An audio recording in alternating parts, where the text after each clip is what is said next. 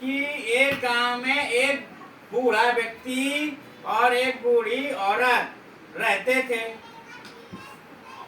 एक घर में बूढ़ी औरत और बूढ़ा आदमी। बूढ़ा आदमी था और अंधा आदमी भी था। मतलब जो बूढ़ा था वो कैसा था? अंधा था, उसको आंखों से दिखाई नहीं देता था।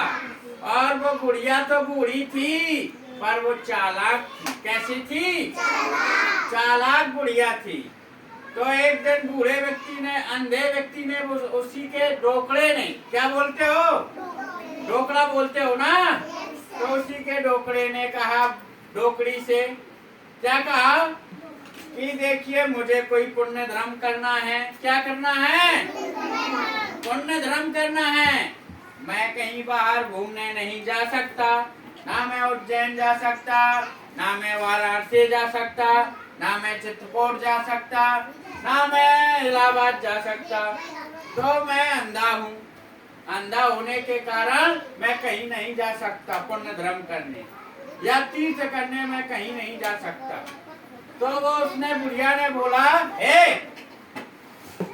बुढ़िया ने बोला कि तो ऐसा करो, यही हर चीज हो जाता है, गांव में पुण्य धर्म कर लो।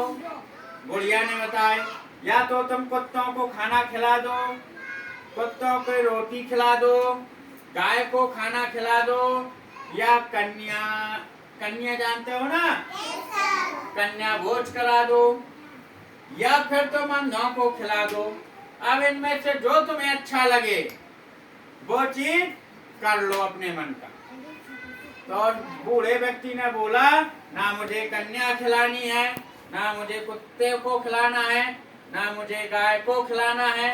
मैं तो अंधों को, पूरे गांव के जितने अंधे हैं उनका जिम्ना कराऊंगा। क्या कराऊंगा? जिम्ना करा दूंगा। तो उसमें बुढ़िया चालाक थी। क्या थी? चालाक बुढ़िया थी। तो बुढ़िया ने कहा, ठीक है, अगर मैं इस बुढ़े की बात को काट रही हूँ तो ये बुढ़ा नाराज हो जाएगा और मेरी पिटाई कर देगा। तो उसने नहीं मना किया। अब इसके बाद में क्या हुआ कि पूरे गांव के, बुढ़िया ने बोला कि जाओ पूरे गांव के अंधे व्यक्तियों को बोलाओ। तो सबके घर घर जाके उस बूढ़े व्यक्ति ने, अंधे व्यक्ति ने घर घर जाके क्या बोल दिया? बुला लिया जिमने को। वो आ गए शाम को। यहाँ जिमना होता है मध्य प्रदेश में सुबह, और हमारे यहाँ होता है शाम को। यूपी में कब होता है? शाम को।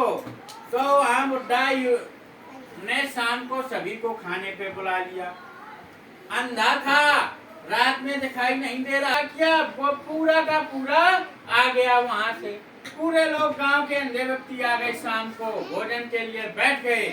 उसके था, चिकना था, फर्श डाला था, यहाँ सीमेंटेड था, मतलब सीमेंट से बढ़िया चिकना था, टाइलें लगी थी। तो उसने लाइन से बिठा दिया खाने को। किनको बिठा दिया था? अंधे व्यक्तियों को। और उस बुढ़िया ने एक रोटी, 3 किलो की रोटी बनाई। कितनी रोटी बनाई? 3 किलो की एक रोटी बनाई। जब इसके बाद में 3 किलो की एक रोटी बनाई और सब्जी अब्जी कुछ नहीं बनाई, और बैठ गए। पत्तल परस दिए सभी को, गिलास परस दिए, पानी भर दिया, और इसके बाद में अब बोले कि अच्छे तरह से बैठ जाओ, अब खाना आ रहा है। तो लाइन से वो बुढ़िया ने चमीटा में लाई गरम रोटी 3 किलो वाली, और ऐसे उसके पत्तल में धचाक से फेंक दे। तो अंधा व्यक्ति था, ऐसे ऐसे अपनी रोटी को उसमें पत्तल में अच्छी तरह से जमा के रख लेता था और बैठ जाता था। ऐसे ऐसे जैसे बैठा, और फिर तुरंत उसने उसी की रोटी को, एक रोटी को उठाया और दूसरे वाले में रख दिया, दूसरे व्यक्ति के में।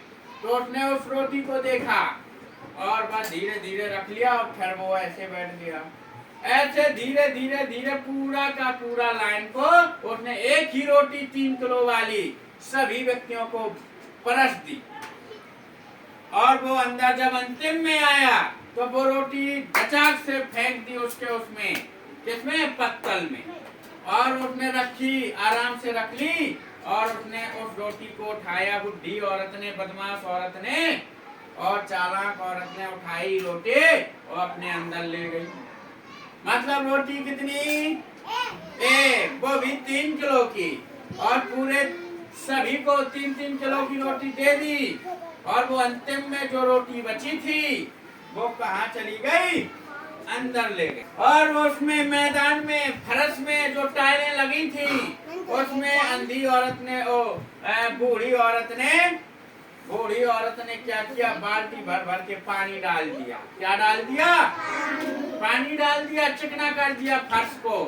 जब चिकना हो गया तो एक अंधा दूसरे अंधे से बोला, उसने कहा कि लगन दो भोजन।